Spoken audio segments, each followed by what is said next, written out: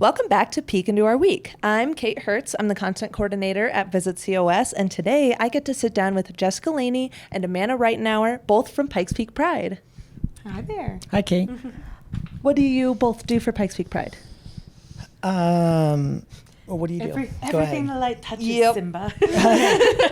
I'm Amanda, and I am the communications coordinator. So I am kind of in talks with all of our media, anybody who kind of comes in and has any questions, just somebody to kind of be that liaison in between our staff and anybody who's kind of coming in off the street, got any questions. Right.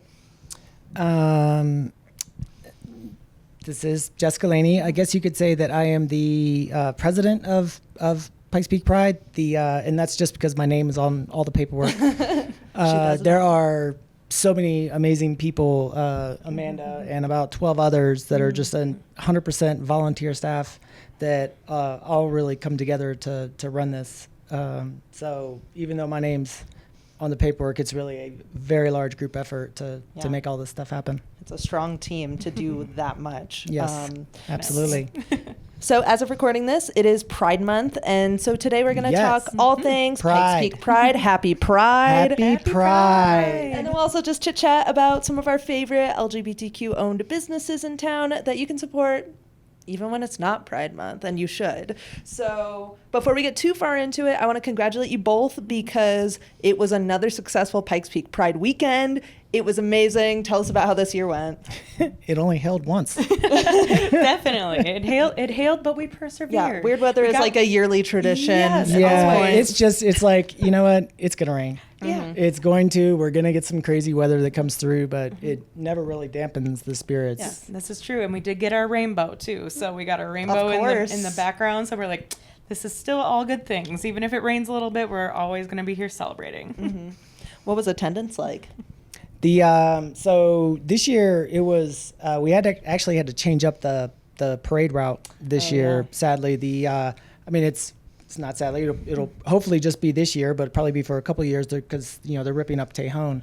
Yeah, they're doing right all now, that construction. Doing all that construction stuff. But so we had to change the parade route, and now it goes from, it went from America the Beautiful Park down to Alamo Square Park. America the Beautiful Park to Alamo Square Park. Yep. Instead of kind of just coming down Tejon. And so we hope to be switching back, and we'll see what happens to that soon. But this year, and funny enough, literally just got the numbers right in before we started recording. We were just a little bit over 30,000 people. It looks That's like that showed up to the event this year, which we are extremely ecstatic about. It's amazing. slowly been progressing. We basically took it over. When I say we, kind of like this group of people basically took over Pride about 4 years ago, right, kind of coming out of COVID. Sure. The previous kind of administration, the previous group of people that were running it kind of had, during COVID, had kind of like disbanded and kind of moved on. And so we were decided to pick it up, or to help kind of pick it up. And I think the first year was around 18,000. Then the next year was sadly after the Club Q. But we had a little bit larger attendance, I think around 28. Last year was about 25,000. And then, this year's a little over 30,000. So we're amazing. Yes, 30, absolutely amazing. Thriving. Yeah, it's been so amazing to see the growth of the event in the past few years. And I was going to ask about that growth, but you guys have answered that question in that it has grown, and we're so thrilled. So with all that being said, we're all caught up on Pride weekend, so let's just chat and shout out some of our favorite queer-owned businesses around the Pikes Peak region. And as I said, these are places you can support all year round and not just during Pride Month. So we can just throw these out there. Of course, icons. Many people's have to love first thoughts, but the singing bartenders. Absolutely. And they were actually a big feature at Pride this year. Also, they were so good. They always come out with this like stellar float.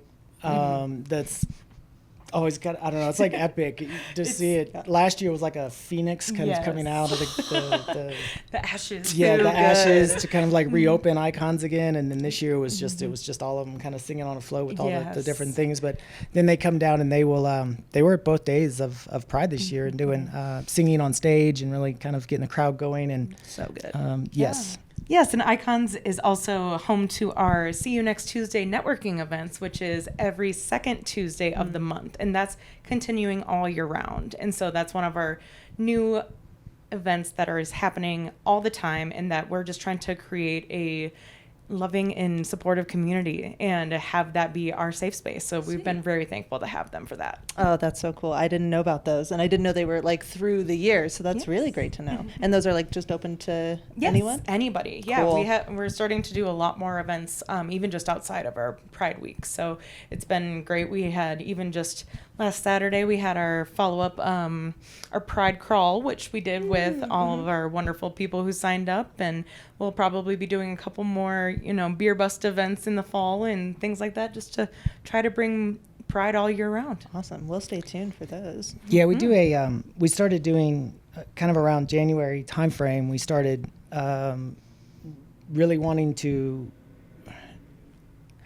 bring the community together in a way that not just once a year. We wanted to be able to try and do it like on a monthly basis, to at least be able to try and bring the community together a little bit in a couple different ways. So one of the things we started was what Amanda was just talking about, was it was See You Next Tuesday event, which is it's a networking event, and it's primarily for businesses, queer-owned businesses, LGBTQ type businesses, and anything. Or somebody like looking for a job to be able to come out, to be able to like try and again network, find a place, find people, find something. We've been doing it now for about 5 months, and it's it's been going well. It's kind of growing, and like we said, Icons is kind of the place. Eventually, that might move around, and hoping to be able to expand it, to be able to maybe have like a sponsor and all this kind of stuff. But that'll kind of be down the road a little bit. And then something else that we're trying to do is basically a Pride night once a month, and that's the third Thursday of the month. And we pick a different location each time. Yeah, so I've seen we've those. done Icons, we've done Burla, we've done We did Streetcar with Love Streetcar. our Pride Ride. That was one of our Thursdays. Oh, we switched. That was a different time. Yeah, so that was That we still did. we did that one bar that was downstairs, and I cannot remember the name of it, but it's right next to where the old gold room used to be, and it's like the one that goes down. I can't remember the name of it. It's like Bar 33. 33? Bar 33. I Yes. think it was Bar 33. Yes, Bar 33 was one of them. Avenue 19. Love Avenue Retro. Yeah. So we've been kind of lucky with those, and we have more planned. Actually, the one that we just did was at Hillside Gardens, which was That's a fabulous. great choice. So that was a wonderful event, and I'm not even sure we know what the next one is Yeah, planned yet. Y'all but stay tuned. stay tuned. Because you're It's going to coming, be but- there. Yes. Yeah. So again, it's just trying to do something for the community. Instead of just doing Pride once a year, one big event. Like, we want to be able to try and break it up into some smaller Stay pieces involved as well, to and be able stay to connected. That's amazing. keep everyone connected and work on that mental health and keep us all like going and stuff like that. Yeah, we're So- all here for each other, no matter time of year. Another great LGBTQ owned business that I am frequenting, Cerberus Brewing. If you like Yes. beer, if you like Yes. good food, if you like bringing your dog places, this is the spot. Oh my gosh, their food is. They've been an amazing supporter. Yeah, they've been doing a lot of fundraising stuff too. Yeah. They did. We've done this year. We did. We did the beer bus. beer bus which thing. was so much fun. We did. It was like 3 hours, $20. $20 pretty much, and all you can drink. whatever you could drink. Ooh, great. Yeah, absolutely fabulous. And then they've been supporting us also by coming into our beer garden. Our this year was the Absolute Garden. And then they come in and like set up kegs and serve beer for us. Excellent. And it's basically helps us support, be able yeah.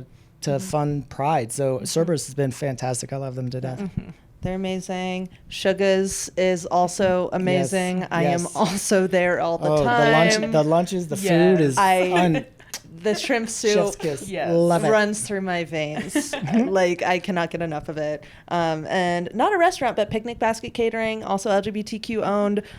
Some of the best charcuterie you're going to get at an event. Every time I hear that they are handling some kind of work event, I get a little extra excited. So, and then the last kind of on my like food and beverage list, Burleby isn't LGBTQ plus owned, but it's like a major safe space. So much of the staff is queer and just supportive, and also a really, really, really great spot to check out if you haven't already. Oh yes, that's definitely one of my home away from homes. Yes. Love those folks.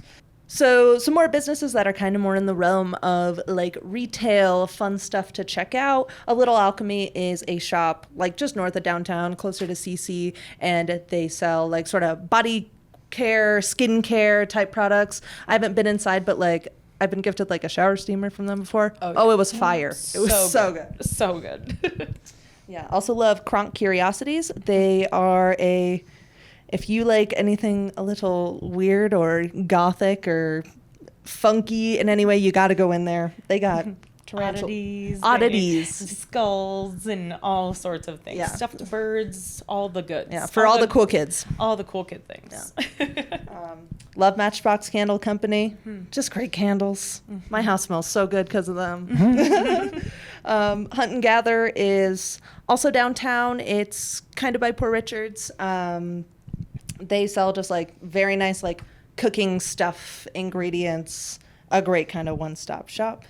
And then, of course, Ladyfinger's Letterpress, one of my favorite stores in town. So supportive. Yeah, so supportive, incredible people. If you need any kind of greeting card, even like for kind of less conventional events or like less conventional like family structures, it's such a great spot. They also have like stationery and crafts and decor. It's the printing spot. is one of the biggest things. Like all the signs that they print and stuff like that. Yeah, they got good stuff over there. And again, you're supporting a really great business. So then there's the Retro Lounge, which is kind of that used to be the Q, but it's in the Satellite Hotel. Kind of there downstairs. It's more of a loungy kind of feel, and it's kind of definitely a much more relaxed vibe kind of going in, but they still do drag and they still do a lot of that stuff. So Sweet. Still one of those good place places as well. Great, to very go supportive and of the community. Feel very comfortable. Love to hear that.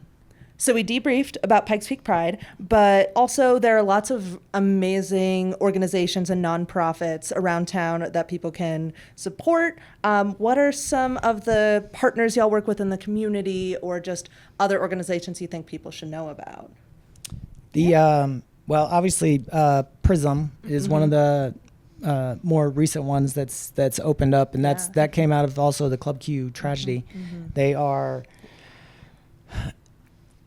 a tremendous resource center for anybody in the community to be able to go in. They provide mental health services, or they don't provide the mental health service specifically, but they provide all the links to be able to get to the mental health services, and then help in a roundabout way be able to help pay for some of those services as well. Cool. They offer, there's a community closet, there's games rooms, there's the reading nook, there's multiple different rooms that are all kind of named after the survivor, the victims of the tragedy. But it is a tremendous resource center that is up and fully running now, and so absolutely recommend. And they've been around for a year. They just had their 1 year anniversary. Yeah. Oh, wow, and they're doing so much. Been one of those amazing things that just has blossomed out of something that we all just hurt so much from, and so it's been something that's just been a really good resource for a lot of people. Yeah, for sure. The another one is that is still. They just kind of opened up recently also within the last 3 months. It's called the Trust Center. And that is specifically for trans individuals. Oh, wow. And they have a space, and they have websites and resources, and they have the ability to be able to help out the trans community. It's the Trust Center, and if you want to be able to get in touch with them, you kind of go to the website, and there's a little contact page, and then there's they're pretty safe about it. It's like a little vetting process that you have to go to be able to make sure that it's to hear. it is a very safe space to be able to go to. Love to hear that. There's also Inside Out Youth Services. Oh, yes, they are fabulous. Such good people. Yes. Great people. Yes. Oh yeah. Yeah. Yeah, they just had their queer prom a couple of weeks ago, and they had so much fun. Like, it just is one of those great places for just our youth to be able to feel like all sorts of included and fun with that, and like not having those conventional sort of feelings that, like, you know, might be a little bit different, and you're like, well, I want to ask someone else to prom, and having your own space to do that in your own time and in your own place. And then you went to the iOS Pride also, didn't you? Yes, and yeah, there was the Youth Pride, and it was amazing to see everybody come out for Youth Pride too. That specifically comes out for, you know, our younger community, which is amazing. Which we always say that our pride is for your grandma and it's for your littles, but it's always good just to have, you know, so much support, especially within our trans and youth community, on trans LGBTQ plus IA communities. Blah, blah, blah, blah, blah. That one was a lot. Legitimate. And just all the coolest people I know work there or are interns there. So just such a great place to go. True statement. Yeah. So wrapping up, how can, aside from attending your events that go year round and your fundraiser events, how can people get involved with and support Pikes Peak Pride and our LGBTQ plus community at large here in the Pikes Peak region? Yeah, definitely. A lot of things like, just coming out to events and making sure that, you know, our community knows that you're here for each other. That's a big, huge thing that we've really tried to push this year, is just letting people know that we are here and we're here for each other. And so just even continuing, like we said a lot earlier, just continuing throughout the year to be connected and just remind people that we're going to have fun and we're going to know who we are and not be afraid of that. And there are volunteer opportunities, just saying. Go to the website. There's a volunteer link. And people can volunteer year-round, too? Yes. We'll have there'll be other like activations that we want to be able to do. So part of one of our main missions is visibility, right? And so to be visible, you have to get out in the community and do some of these different activations. And so over the last couple of years, we've done the coffin races in Manitou. We've done the Christmas Festival of Lights parades. We want to get to more activations when it comes to actually having like a booth at some other different like major events that are around town. But to do that, we need to be able to have other volunteers be able to come in, because again, kind of like we're all like the 12 of us are basically all volunteers, and we kind of do it year round, but then the regular job gets in the way sometimes. We need some others to be able to help out. So yes, absolutely. Awesome. Volunteer year round so that we can maintain our visibility at some of these other locations. Y'all heard that. Yes. Thank you both for sitting down and talking to me. Happy Pride Month to you. Happy Pride Month to y'all listening and watching. Happy Pride Month. Yay. We'll see y'all next time. Bye. Bye.